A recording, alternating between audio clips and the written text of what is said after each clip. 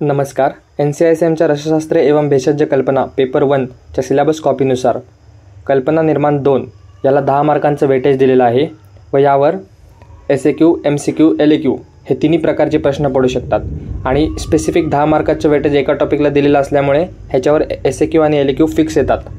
तर याच्या अंडर अवलेह कल्पना, स्नेह कल्पना, संधान कल्पना व पथ्य कल्पना अशा 4 प्रकारच्या कल्पना येतात. त्या आपण डिटेलमध्ये त्याच्या नोट्स पाहूयात. इथे तुम्ही बघू शकता की सर्व टॉपिक हे मस्ट नोचे आहेत, त्यामुळे 4ही कल्पना महत्त्वाच्या आहेत. तर या व्हिडिओमध्ये आपण अवलेह कल्पना पाहणार आहोत. अवलेह कल्पना लेह अनेन इति लेह. लेह हे अन्नाच्या 5 प्रकारांपैकी एक प्रकार आहे. लेह म्हणजे जो पदार्थ चाटला जातो त्यालाच अवलेह असं म्हणतात. व्याख्या: क्वातादिना पुनः पाकाद घनत्वसा रसक्रिया स्व अवलेहस्य लेह स्यात मात्रा स्यात पलोन्मिता. द्रवकल्पना म्हणजे स्वरस किंवा फांट यांना पुन्हा पुन्हा पाक करून घन केल्यास त्या रसक्रियेस आपण अवलेह असं म्हणावे. मात्रा 2 पल. घटक: द्रवद्रव्य, मधुरद्रव्य, औषधी द्रव्य व घृत किंवा मधु. अवलेह अनुक्तमान सीता चतुर्गुणा कार्या चूर्णाश्च द्विगुणो गुडा द्रव चतुर्गुणा दद्यात इति सर्वत्र निश्चय. म्हणजे औषधी द्रव्य 1 भाग, शर्करा 4 भाग, गुड 2 भाग आणि द्रवद्रव्य 4 भाग. आता अवलेह निर्माण विधी पाहूया.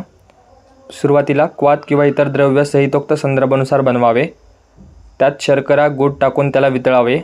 आवश्यक असल्यास गाळून घ्यावे. त्यास पुन्हा अग्नी द्यावा. पाकाची तार तयार झाल्यास अग्नी बंद करावा.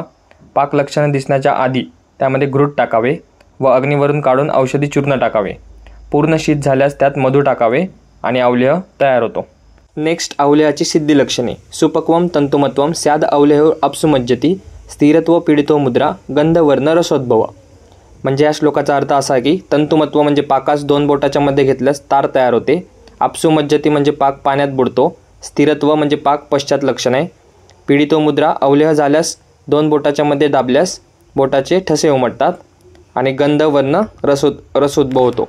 अवलेहाची मात्रा 1 पल, अनुपान, गोदुग्ध किंवा उष्णोदक आणि सवीर्यता अवधी 1 वर्ष. आता आपल्या सिलेबस कॉपीनुसार अवलेहाचे 2 एक्झाम्पल दिले आहेत, वासा अवलेह आणि कुष्मांडा अवलेह. त्यापैकी वासा अवलेह. तर याचे घटक द्रव्य: वासा स्वरस 1 प्रस्थ, शर्करा 1 माणिक, पिंपळी 2 पल, सर्पी 2 पल आणि मधु 8 पल आणि हरितकी. याची मात्रा सांगितले 50 ग्रॅम आणि उपयोग: राज्यक्षमा, पार्श्वशूल, ऋतशूल, रक्तपित्त, ज्वर, श्वास आणि कास. कल्पना निर्माण 2 या टॉपिकला 10 मार्क असल्याने सेपरेट एक्झाम्पल म्हणून SAQ सुद्धा येऊ शकतो किंवा एक पूर्ण LAQ, एक पूर्ण कल्पनावर LAQ येऊन एक्झाम्पल वर्णन करायला येऊ शकतो. सेकंड आहे कुष्मांडा अवलेह. त्याचे कंटेंट्स: कुष्मांड 100 पल, जल 2 तुला, घृत 8 पल, खंड शर्करा 100 पल, प्रक्षेप द्रव्य आहेत पिंपली, शुंठी, जिरक 2 पल, मधु 4 पल, धान्य, तेजपत्र, सूक्ष्म एला, मरीच प्रत्येकी अर्धा पल. आता कुष्मांडा अवलेह निर्माण विधी पाहूया. सुरुवातीला कुष्मांडाचे फळ घ्यावे. त्याला 2 तुला पाण्यामध्ये उकळावे.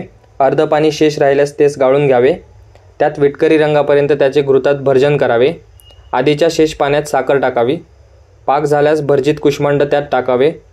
अवलेह सिद्धी लक्षणे दिसल्यास अग्नी बंद करावा व त्यानंतर त्यामध्ये प्रक्षेप द्रव्याचे चूर्ण टाकावे. संपूर्ण शीत झाल्यास शेवटी त्यात मधु टाकून एकत्रित करावे. अशा प्रकारे कुष्मांडा अवलेह तयार होतो. नित्य सेवन केल्यास म्हणजे कुष्मांडा अवलेह नित्य सेवन केल्यास वृष्य, बृहन व बलवर्धक कार्य करते. त्याचे उपयोग: रक्तपित्त, क्षय, ज्वर, तृष्णा, उरक्षत, शोष, छर्दी, श्वास, कास इत्यादी व्याधीमध्ये त्याचा उपयोग होतो. तर या होत्या अवलेह कल्पनाबद्दल नोट्स. इतर 3 कल्पना आपण इतर व्हिडिओमध्ये पाहणार आहोत. टॉपिक मोठा असल्याने आपण त्याला पार्ट्समध्ये डिवाइड केलेला आहे. तर पुन्हा भेटूया कल्पना निर्माण 2च्या नेक्स्ट पार्टमध्ये, नेक्स्ट व्हिडिओमध्ये. धन्यवाद. So guys, subscribe Ayurveda Essence for more such videos. You will get all handwritten notes here.